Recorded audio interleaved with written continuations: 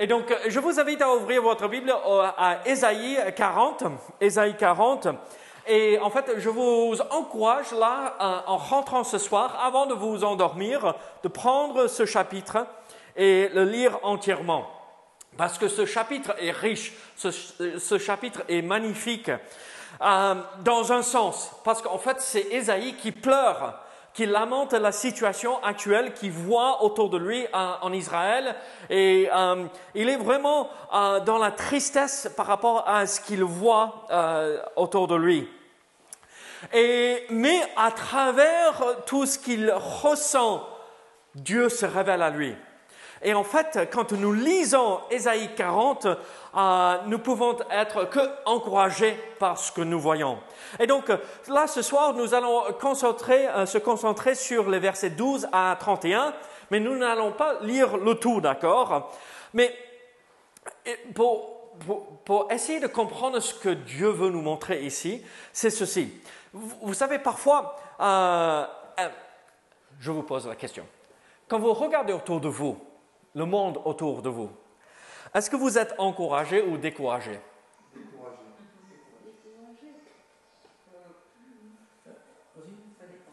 Ça dépend. Moi, je dirais plutôt encouragé. OK. Dans le sens biblique, oui. Mais si on veut vivre dans le monde, on serait découragé. oui, découragé. Donc, c'est une bonne réponse. Hein? Et honnêtement, quand moi je regarde autour de moi, je suis découragé. Honnêtement. Je n'ai pas beaucoup d'espoir pour l'avenir. Je pense pour mes enfants, je dis, oula. Parce que ça on regarde dans la politique, parce qu'on regarde la pensée unique. Oui. Et en fait, quand on a un point de vue seulement humain, on est vite découragé par ce que nous voyons. Et même en lisant Ésaïe, nous voyons que Ésaïe est même découragé par ce qu'il voit. Ésaïe ressentait la même chose que nous, le découragement en voyant ce qui se passait autour de lui. Mais malgré le découragement qu'Ésaïe ressentait, Dieu s'est révélé à lui en puissance et en gloire. C'est ça ce qu'il faut comprendre là. Malgré le découragement qu'on pourrait ressentir au niveau humain, au niveau naturel, normal, en tant qu'homme et femme, Dieu peut venir se révéler à nous pour nous encourager malgré ce que nous voyons autour de nous. Et donc, voici ce qu'il faut retenir de ce que nous allons voir ce soir.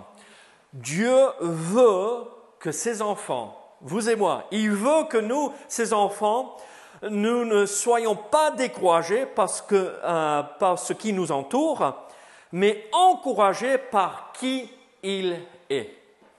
Et le fait qu'il est en haut, il est assis sur son trône, il est toujours en train de régner sur l'univers, rien ne l'échappe, il est toujours ce créateur puissant, de ce que nous allons voir là ce soir. Alors, regardez avec moi Ésaïe 40, et nous allons lire les versets 12 à 14, et après nous allons prier pour démarrer l'étude. Donc, la Bible dit ceci, « Qui a mesuré les eaux dans le creux de sa main, pris les dimensions des cieux avec la paume, et ramassé la poussière de la terre, pardon, je vais vous mettre le passage, ramassé la poussière de la terre dans un tiers de mesure, qui a pesé les montagnes au crochet et les collines à la balance, qui a sondé l'esprit de l'Éternel et qui l'a éclairé de ses conseils? Avec qui a-t-il délibéré pour en recevoir de l'instruction? Qui lui a appris le sentier de la justice? Qui lui a enseigné la sagesse et fait connaître le chemin de l'intelligence? Nous prions ensemble. Seigneur, merci de ce que tu vas nous montrer ce soir. Aide-nous à comprendre ce que nous voyons ici. Et Seigneur, encourage-nous là où nous sommes. Au nom de Jésus. Amen. Là, nous voyons ces versets et ça nous fait penser à ce cantique que nous chantons, n'est-ce pas, ici? Qui a mesuré les océans?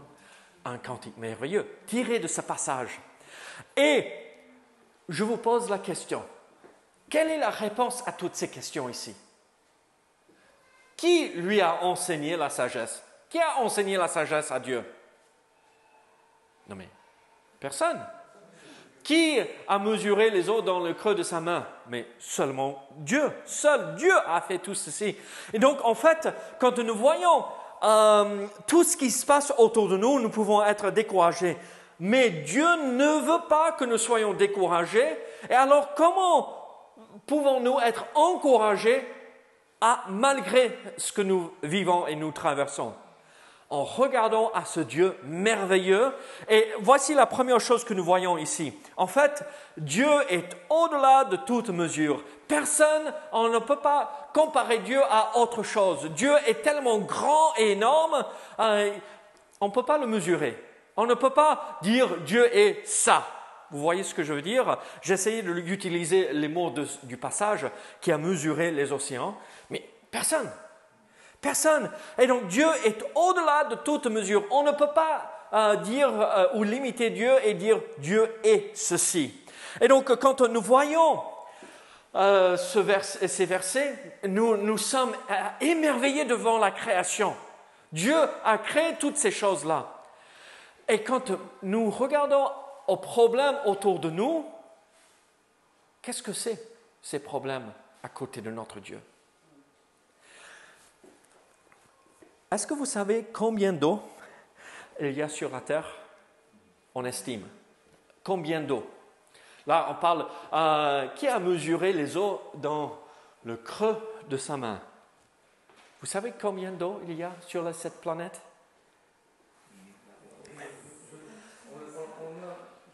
1400 millions de kilomètres cubes. On ne parle pas de mètres cubes. Dans la piscine, on a mis 15 mètres cubes, n'est-ce pas? Mais là, on ne parle pas de mètres cubes, on parle de kilomètres cubes et 1400 millions. Donc, qui veut dire des milliards et des milliards et des milliards de mètres cubes d'eau. On ne peut pas même imaginer la quantité d'eau. Et Dieu a fait, c'est bon. Et mon camion qui prend feu chaque 2 mois, qu'est-ce que c'est en comparaison avec tout ça? Et ce boulot, ou manque de boulot, ou ce problème de santé, qu'est-ce que c'est dans la main de Dieu? Mais rien du tout. Alors pourquoi sommes-nous découragés quand nous savons que nous avons ce Dieu-là qui est pour nous? Il est tellement grand, on ne peut pas le délimiter. Alors pourquoi on est bouleversé par les événements? Parce qu'on sait que Dieu est à côté de nous et nous aide à traverser ces épreuves, et même les surmonter et les dompter. Dieu est grand. Dieu est merveilleux. Alors, il ne faut pas que nous soyons, que nous vivons dans la défaite. Quand nous vivons des échecs, qui n'a pas vécu des échecs dans leur vie? Non, même moi. Nous tous, nous vivons des épreuves tout le temps. Ce n'est pas grave. Ce qui est important, c'est qu'on se relève, pas par nous-mêmes, mais avec l'aide du Seigneur, pour continuer et persévérer. Dieu est grand. Et donc, il est digne de recevoir toute louange. Et nous devrions être encouragés quand nous contemplons notre grand Dieu créateur. Nous voyons aussi une autre raison pour laquelle nous devrions être encouragés par ce Dieu créateur. Donc, il est ce Dieu au-delà de toute mesure. On ne peut pas le délimiter. Il est tellement grand et il est infini. Mais il y a une autre raison pour laquelle nous devrions être encouragés. Et voici ce que nous avons vu, que nous voyons ici dans ce passage aussi. Dieu est au-delà de toute comparaison. Il n'y a personne comme Dieu. Il est au-delà de toute comparaison. Regardez les versets 18 à 24. Il est au-delà de toute comparaison. À qui voulez-vous comparer Dieu? Dominique, on peut comparer Dieu à qui? À quoi? Dieu unique. Et en fait, tout ce que nous voyons autour de nous, avec lequel on pourrait le comparer, c'est lui qui l'a fait. Donc il est déjà plus grand, parce que c'est lui qui est le créateur. Et donc c'est ça ce qui est merveilleux. On ne peut pas le comparer à autre chose. Écoutez les versets. À qui voulez-vous comparer Dieu? Et quelle image ferez-vous son égal? C'est un ouvrier qui fond l'idole. Et c'est un orfèvre qui la couvre d'or. Et il soude des chaînettes d'argent. Celui que la pauvreté oblige à donner peut choisir un bois et qui résiste à la vermoulure. Il se procure un ouvrier capable pour faire une idole qui ne branle pas. Ne le savez-vous pas? Ne l'avez-vous pas appris? Ne vous l'a-t-on pas fait connaître dès le commencement? N'avez-vous jamais réfléchi à la fondation de la terre? C'est lui qui est assis au-dessus du cercle de la terre. Et ceux qui l'habitent sont comme des sauterelles. Il étend les cieux comme une étouffe légère. Il les déploie comme une tente pour en faire sa demeure. C'est lui qui réduit les princes au néant et qui fait des juges de la terre une vanité. Ils ne sont pas même plantés, pas même semés. Leur tronc n'a pas même de racines en terre. Il souffle sur eux et ils se dessèchent. Et un tourbillon les emporte comme le chaume. Qu'est-ce que nous voyons ici? Personne n'est comparable à Dieu. Notre Dieu est grand. Dans ce monde, malheureusement, l'homme essaye toujours de se détourner de la vérité, n'est-ce pas? Mais l'homme naturel a gravé en lui, dans son âme et dans son esprit, cette idée d'un être supérieur, n'est-ce pas? Quasiment tout le monde sur cette planète croit dans un Dieu, un genre de Dieu. Mais l'homme ne veut pas reconnaître, l'homme naturel ne veut pas reconnaître ce Dieu-là parce que c'est la vérité. Et ça lui révèle qu'il est coupable devant ce Dieu 3 fois saint. Et donc, qu'est-ce qu'on va faire? On va créer des idoles. Vous imaginez combien c'est ridicule? Imaginez, vous venez chez moi et j'ai un tronc d'un arbre que j'ai coupé à la maison. Et j'ai dit, vous savez quoi? Je vais faire de ceci mon Dieu. Et je commence à tailler et sculpter et à travailler le bois. Et après, j'appelle à Paul. Viens Paul, il faut fondre un peu d'argent. Tu as de l'argent chez toi, tu as des lingots d'argent. Pas d'or, mais au moins d'argent. Oui, un paquet, pas mal. D'accord. Donc, fonds quelques-uns que tu ne vas jamais t'en servir et recouvre mon Dieu. Et après, on va se prosterner devant ce truc pour l'adorer. Mais c'est ce que les hommes font aujourd'hui. Hein? Peut-être pas avec des idoles, mais la maison, l'argent, le boulot, ceci. Ils font parce qu'on a tous en nous cette idée d'un Dieu, un être supérieur. Mais en fait, quand on met quoi que ce soit à la place de Dieu, on voit et on comprend. C'est ridicule. C'est ridicule, n'est-ce pas? Quand on regarde à tout ce que Dieu a fait, mais qui sont ces autres, entre guillemets, dieux? Personne. Alors, quand je vois l'état de ce monde, il est si grand. C'est lui qui est assis au-dessus du cercle de la terre. C'est lui qui prend l'immensité de l'étendue et l'espace, et il l'étend comme ce n'est rien. Vous voyez ça? Alors, je peux être encouragé. Ce que je vis, c'est grand pour moi, mais pour lui, ça va. C'est rien.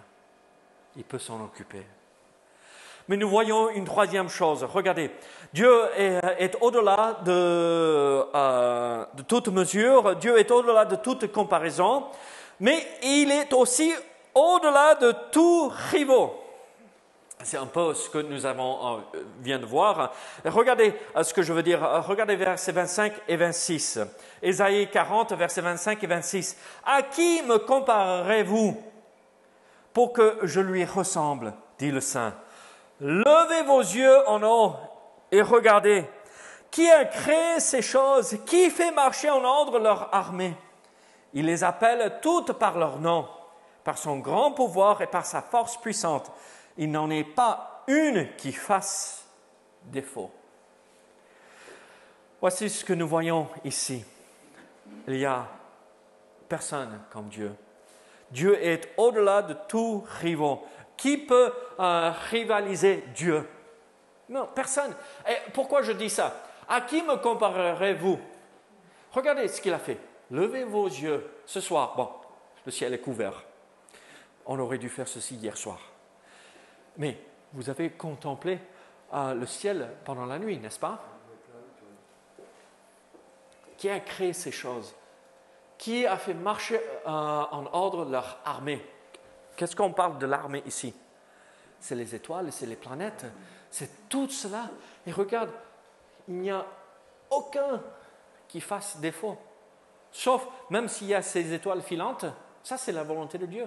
Chaque fois que vous voyez une étoile errante, Dieu l'avait prévu. Il n'y a aucune étoile qui ne suit pas son commandement. Vous savez combien d'étoiles il y en a dans notre galaxie? Hein? Des milliards. Mais combien de milliards? 1000 milliards. Donc, en fait, entre 200 et 400 milliards d'étoiles. Juste dans notre galaxie. Sans compter les autres galaxies. Juste dans la Voie lactée, d'accord? Entre 200 et 400 milliards.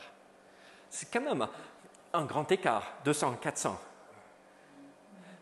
C'est des vols en balai, là. Mais vous avez vu, il les appelle toutes par leur nom. Nous voyons Orion, c'est comme ça qu'on le dit en français, Orion, et on dit chouette. Au moins, j'ai retenu le nom d'une étoile. Le grand ours. La petite ours. L'étoile polaire. Oui, et qu'est-ce qu'on peut faire de plus? L'étoile du berger. Ouais. L'étoile du berger porte d'assurance. Mais on pourrait, oui. On pourrait peut-être nommer une dizaine, vingtaine d'étoiles, maximum probablement, entre nous ce soir, honnêtement. Sans sortir et Google. Mais Dieu connaît, bon, soyons raisonnables, 200 milliards par an. Ne pensez-vous pas qu'il ne connaît pas votre souci et il peut s'en occuper? Il donne des ordres à 200 milliards d'étoiles et chacune suit ses ordres. Ce petit souci, qui est grand pour nous encore, mais pour lui, il sait gérer. Et même, il sait que parfois la meilleure chose, c'est de nous permettre de traverser le feu afin que nous ressortions de l'autre côté, purifiés, éprouvés et plus forts. S'il sait mettre en ordre tout ceci, il sait comment mettre notre vie en ordre aussi, afin que ça lui glorifie. Alors nous voyons ces trois idées. Il est au-delà de toute mesure, il est au-delà de toute comparaison, il est au-delà de tout rival. Il n'y a aucun autre Dieu, entre guillemets Dieu, d'accord, qui peut faire ceci. Mais aussi nous voyons une dernière chose. Et c'est moi qui essaye d'exprimer l'idée. Dieu est au-delà de toute louange. En fait, aucune louange qu'on peut lui rendre est assez grand et majestueux pour le louer adéquatement. Vous voyez ce que je veux dire? D'une façon adéquate. Regardez ce que nous voyons dans les versets 27 à 31 d'Ésaïe 40. Pourquoi dis-tu Jacob, donc il parle à Israël, pourquoi dis-tu Jacob, pourquoi dis-tu Israël, ma destinée est cachée devant l'Éternel, mon droit passe inaperçu devant mon Dieu. Donc c'est ce que nous entendons régulièrement des gens râler, n'est-ce pas, par rapport, mais Dieu, pourquoi tu m'as fait ça? Pourquoi Dieu, tu m'as pas fait ceci? Pourquoi tu n'es pas intervenu dans ceci? C'est ce qu'Israël est en train de dire, mais ma destinée est cachée devant l'Éternel, mon droit passe inaperçu devant mon Dieu. Ne le sais-tu pas? Ne l'as-tu pas appris? C'est le Dieu d'éternité, l'Éternel qui a créé les extrémités de la terre. Il ne se fatigue point. Voici les louanges que Ésaïe va exprimer et que Dieu met dans son cœur. Il ne se fatigue point, il ne se lasse point. On ne peut sonder son intelligence. Il donne de la force à celui qui est fatigué. Et il augmente la vigueur de celui qui tombe en défaillance. Les adolescents se fatiguent et se lassent, et les jeunes hommes chancellent. Vous voyez comment on essaie d'exprimer ce que Dieu peut faire? Et vous et moi, immédiatement, on dit, mais il est bien plus grand que ça. Il est bien plus puissant, il fait même plus que tout cela.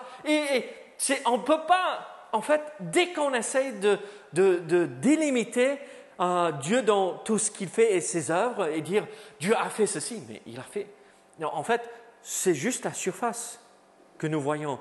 C'est juste cette petite partie que nous voyons et nous comprenons dans notre vie de ce qu'il a fait. Mais derrière, il a tout orchestré pour que tout tombe parfaitement en place, pour qu'on puisse aller au travail et bosser, pour que nous puissions avoir un peu de santé pour persévérer, pour qu'on puisse avoir un peu d'argent pour acheter ceci ou cela, pour arriver à la fin du mois. Vous voyez ce que je veux dire?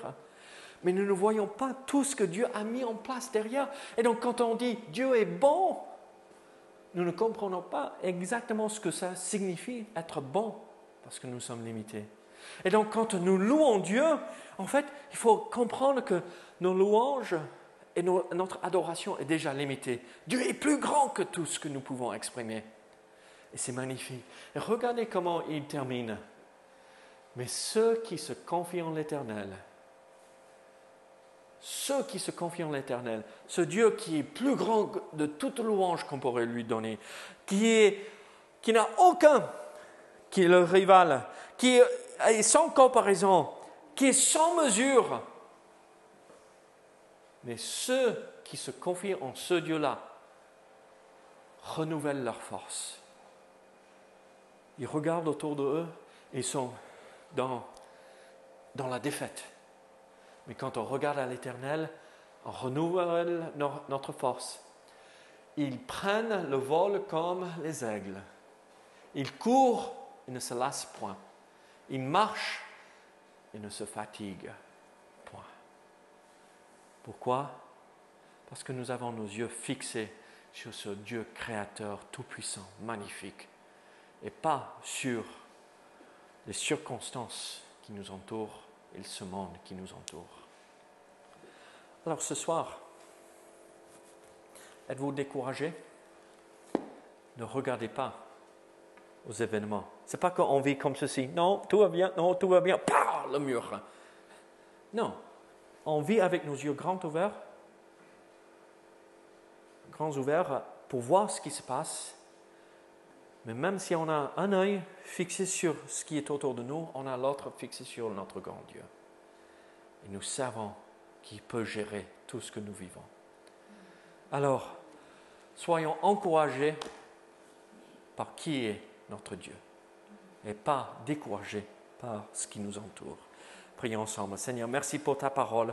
Seigneur, merci pour ces quelques versets que nous avons vus ensemble ce soir. Seigneur, que ces vérités prennent racine dans notre cœur pour nous aider à persévérer, malgré les choses qui pourraient être décourageantes, Seigneur. Au nom de Jésus. Amen.